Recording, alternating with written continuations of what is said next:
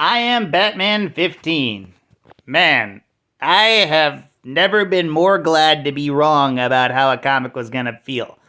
Because issue 14 ended this one arc where he was investigating the murder of this one protester and anarchy. And it was very politically charged, very somber ending, bringing up the moral grayness of everything. And then at the end, he's brainwashed by Sinestro into killing Whitaker. And okay, weird transition. Turns out this takes place during Dark Crisis, I guess. But it works not just as a tie-in, but also for a major part of Jace Fox's character denying the call. Like, he's a street-level Batman with the resources of Batman Incorporated, essentially. It's like he could be doing so much more. Like he thinks that it's excessiveness was the problem with Batman, but the thing is, going the exact opposite route was not the way either. And when John Kent Superman asks him to join his league after the original league supposedly, quote unquote, dies, he just says, "Nah, man, I have real crime to fight, not that crisis shit."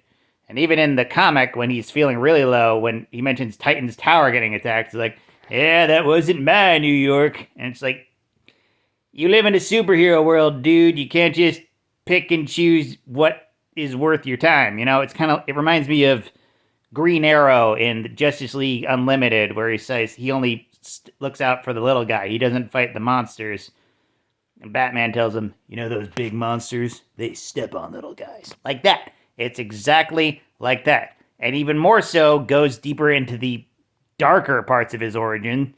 And when he was a teenager, committed vehicular manslaughter, and his father covered it up. And he never went to prison. He just went to military school. It's very dark, very bleak.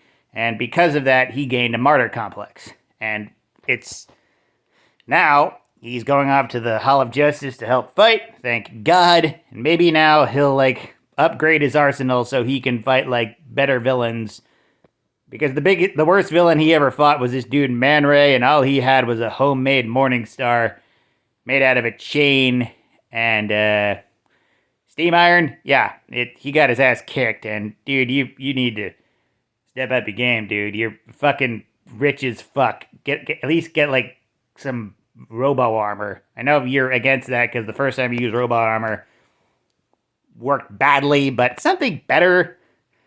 But yeah, good comic. Focuses very much on his fears and failings as a person.